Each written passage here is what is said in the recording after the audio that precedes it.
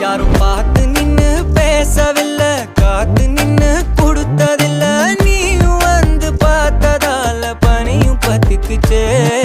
கண் மறைச்சு போற புள்ள முன்னழைச்சது யாரும் இல்லை.